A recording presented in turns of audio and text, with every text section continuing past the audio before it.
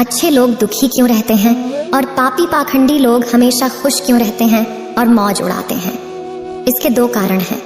दोनों ही कारण मैं आपको आज बताऊंगी। एक नगर में बीमार स्त्री रहती थी। उसकी 3 छोटी छोटी बेटियां थीं। जवानी में ही उसका पति गुजर गया। अगर आप यह कहानी सुन रहे हैं तो पूरा सुनिए। इस कथा को आधा अधूरा छोड़कर जाने की गलती मत करिएगा, क्योंकि इस पवित्र कथा को आधा अधूरा छोड़ने से आपको पाप भी लग सकता है। इसलिए इस कथा को पूरा सुने। आप शिव भक्त हैं तो भोलेनाथ का अनादर ना करें। तीनों छोटी छोटी बच्चियों को पालने का भार बेचारी उस अबला पर टल गया। तीनों बच्चों को लेकर वह विधवा जाए तो कहाँ जाए, कुछ काम धाम भी नहीं कर सकती थी। ऊपर से समाज के उल्टी सीधी बातें उसे कुछ नहीं करने देती थी। बेचारी लाचार उस महिला को कोई भी सहारा नहीं था। वह अपने पति को याद करके उन बच्चियों को जैसे तैसे पाल रही थी। पति के गम में बीमार पड़ गई। उसे उन बच्चियों की चिंता थी, किस तरीके से इनका पालन पोषण होगा। उन्हीं बातों को सोच सोच कर एक दिन उसकी तबीयत और ज्यादा बिगड़ गई और उसका अंतिम समय भी निकट आ गया। धर्मराज का एक दूत उस विधवा स्त्री के प्राण लेने धरती पर आया, लेकिन वहां का नजारा देखकर वो दुविधा में पड़ गया। उसने देखा महिला जमीन पर पड़ी हुई है और उसके आगे पीछे कोई भी नहीं। सिर्फ उसकी 3 बेटियां उसके ऊपर सिर रखकर पड़ी हुई हैं और रोए जा रही हैं। ये देखकर उसको दया आ गई और वह बच्चियां अपनी माँ को रो रो कर जगा रही थी। फिर दूत ने सोचा कि इनका पिता तो पहले ही मर चुका है। अगर मैं इसी स्त्री के प्राण लेकर गया तो ये बच्चियां किसके सहारे रहेंगी? कौन इनका पालन पोषण करेगा? यह सोचकर वह देवदूत उस स्त्री के प्राण लिए बिना ही लौट गया। धर्मराज कहते हैं, तुम तो उस स्त्री के प्राण लेने गए थे, फिर खाली हाथ कैसे आए? तब देवदूत कहता है, हे स्वामी, मेरी गलतियों को क्षमा करना। मैं चाहकर भी उस स्त्री के प्राण नहीं ला पाया। अगर मेरी जगह आप होते तो शायद आप भी खाली हाथ ही लौट कर आते। मैं उस महिला की बच्चियों का दुख नहीं देख पाया। वो रो रही थी, अपनी माँ को जगा रही थी। उन्हें वहां देखने वाला और भी कोई नहीं था। यदि मैं उस महिला को लेके आता तो उन बच्चियों को कौन देखता? उनका पालन पोषण कौन करता? पृथ्वी लोक के मनुष्य तो इतने स्वार्थी हो गए हैं कि बिना मतलब के तो कोई किसी का सहारा भी नहीं बनता। यदि कोई मदद करता भी है तो बदले में उम्मीद करता है, या फिर उसे अपने एहसान के नीचे जीवन भर दबाकर रखना चाहता है। देवदूत कहता है कि स्वामी, उस महिला को थोड़ा और समय दिया जाए ताकि वह अपनी बच्चियों को पाल पोस कर बड़ा कर सके। देवदूत की बात सुनकर धर्मराज उसे डांटते हुए कहे, अरे मूर्ख, ईश्वर की बनाई गई सृष्टि में न कोई एक क्षण घट सकता है और न ही कोई बैराज सकता है। उसके मर्जी के बिना न उसे जीवन दे सकते हैं और न समय से पहले मार सकते हैं। ईश्वर जो करता है सबके साथ अच्छा ही करता है। तुम कौन होते हो? विधाता के नियम को बदलने वाले। तुमने उस महिला को न लाकर ईश्वर के नियमों का उल्लंघन किया है। तुमने बहुत बड़ा अपराध कर दिया है, इसलिए तुम्हें इसका परिणाम भोगना ही पड़ेगा। जिस पृथ्वी के मनुष्य से तुम्हारी ममता है, उस पृथ्वी पर मनुष्य बनकर अपना पाप भोगो। देवदूत कहता है कि हे स्वामी, धरती लोक से मेरा उद्धार कब होगा और कैसे होगा? धर्मराज कहता है, धरती पर जाकर तुम अपनी मूर्खता पर 3 बार खिल लाकर हंस लोगे, उस समय ही तुम्हारा उद्धार हो जाएगा। इतना कहकर धर्मराज ने उस देवदूत को धरती पर ढकेल दिया। वह धरती पर मनुष्य शरीर में आ चुका था। उसके शरीर पर वस्त्र नहीं थे। धरती लोक का एक नियम भी है, जो मनुष्य जन्म लेता है उस समय वह नग्न ही होता है। देवदूत ने जन्म तो नहीं लिया और वह निर्वस्त्र ही एक सड़क के किनारे पड़ा। ठंड से ठिठुर रहा था। वहां से एक मोची गुजर रहा था। वह मोची अपने बच्चों को ठंड से बचाने के लिए कपड़े लेने जा रहा था।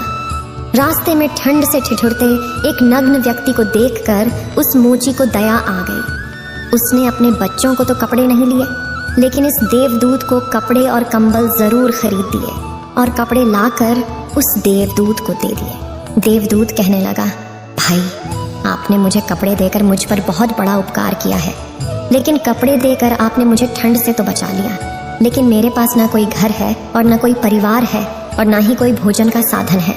तब मोची बोला, हे भाई, तुम मेरे घर चलो, मैं तुम्हारा सारा खर्चा उठा लूंगा। और वह मोची देवदूत को लेकर घर पहुंचा। उधर मोची की पत्नी ने देखा, उसका पति तो बच्चों को कपड़े लाने गया था, कपड़े ढेढ़े तो कुछ लाया नहीं, उल्टा एक आदमी को घर बुला लाया है।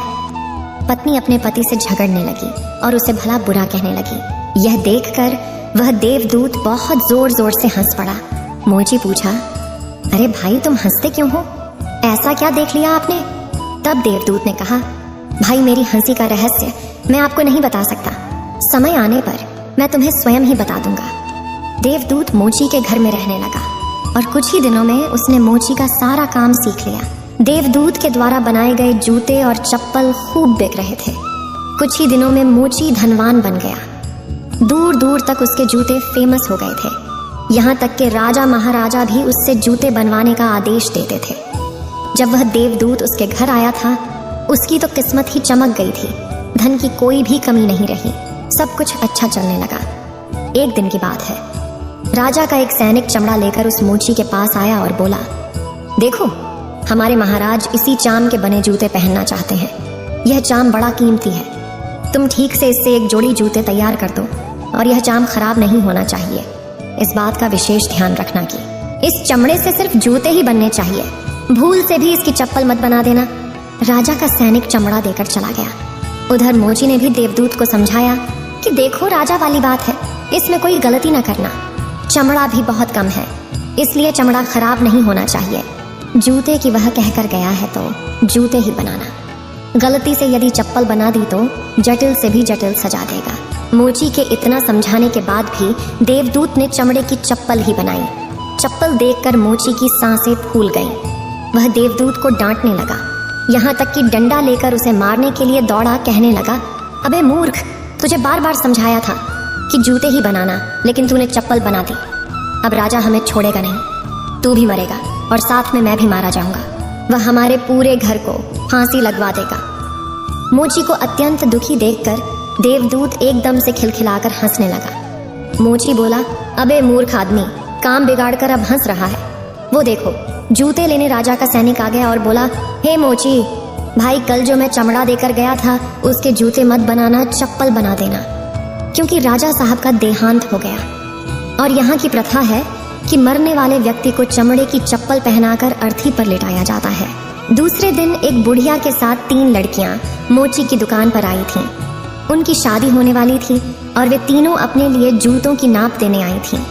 देवदूत ने तीनों लड़कियों को पहचान लिया कि ये 3 वही लड़कियां हैं, वही जिनकी माँ को न ले जाने के कारण आज मैं अपने किए की सजा भोग रहा हूँ। और ये लड़कियां काफी बड़ी हो गई हैं, लगता है अच्छे घर में पली बढ़ी मालूम पड़ रही है। बुढ़िया कहती है, हाँ बेटा, बचपन में इनकी माँ चल बसी, इसलिए इनको मैंने मेरे पास रख लिया।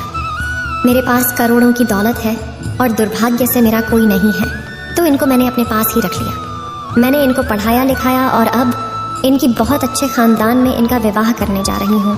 लड़कियों का भाग्य देखकर देवदूत सोचता है, परमात्मा जो करता है अच्छा ही करता है। अगर इस समय इनकी माँ नहीं मरती तो आज ये भुखमरी और दरिद्रता में ही पड़ी रहती। इनकी माँ के मरने के बाद आज तीनों लड़कियां बहुत बड़े घराने की बहू बनने जा रही हैं और इस बुढ़िया की करोड़ों की संपत्ति की मालकिन भी बन चुकी है। ये सब देखकर देवदूत अपनी पहले की मूर्खता को सोच सोच कर जोर जोर से हंसने लगा। मोची ने पूछा, आप क्यों हंस रहे हो? अपनी हंसी का कारण बताओ। देवदूत मोची से कहता है, मैं एक देवदूत हूँ और अभी जो ये तीनों लड़कियां जूते की नाप देकर गई हैं, इनकी माता को मैं लेने आया था, लेकिन उस समय ये तीनों छोटी छोटी थीं और इन पर तरस खाकर मैं इनकी माँ को नहीं ले गया और इनके पिता का पहले ही निधन हो चुका था। इस कारण मुझे धर्मराज ने श्राप देकर धरती पर भेज दिया। मैं बिना कपड़े के एक सड़क के किनारे पड़ा था। तब तुम मुझे अपने घर ले आए। उस समय तुम्हारी पत्नी तुमसे खूब लड़ी थी, क्योंकि तुमने अपने बच्चों के कपड़ों के पैसे से मेरे लिए कंबल और कपड़े खरीद लिए थे। तब मैं पहली बार तुम्हारी पत्नी की मूर्खता को देखकर खूब हंसा था, क्योंकि तुम्हारी पत्नी उस लाभ को नहीं देख पा रही थी जो मेरे आने से तुम्हारे घर में होने वाला था। और दूसरी बार हंसी मुझे जब आई, जब तुम राजा के जूते नहीं बना सके और तुम डंडा लेकर मेरे पीछे भागे। 3, उस समय तुम राजा के बारे में सोच रहे थे, लेकिन तुमको यह नहीं मालूम था कि राजा के साथ क्या घटना घटने वाली है, जिसके कारण राजा को जूतों से अधिक पत्तों की आवश्यकता पड़ गई। कई बार ऐसा होता है, हम चीजों को देखकर या सोचकर दुख मनाते हैं जो हम उसे देख नहीं पाते और वह जो होने वाला होता है।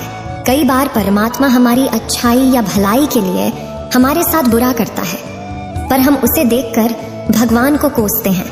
हम उस अच्छे को नहीं देख पाते जो हमारे साथ भविष्य में होने वाला है। कई बार हमारे साथ वर्तमान में अच्छा होता है तो हम बहुत खुश होते हैं, लेकिन हम यह नहीं देख पाते कि भविष्य में क्या होने वाला है। हमारे साथ दो तरह की घटना होती है, अच्छी और बुरी, लेकिन हमें हमेशा यह सोचना चाहिए भगवान जो करेगा अच्छा ही करेगा। यह सोचकर आगे बढ़ना चाहिए।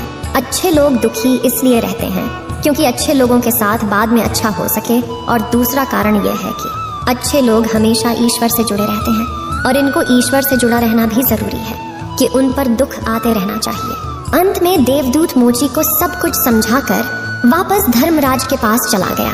इस वीडियो को बोलते समय कोई त्रुटि हो तो मैं क्षमा चाहती हूँ। उम्मीद है आप सभी को ये वीडियो अच्छी लगी होगी। अगर आप शिव के सच्चे भक्त हैं तो चैनल को सब्सक्राइब और वीडियो को लाइक करके कमेंट में हर हर महादेव लिख दीजिए।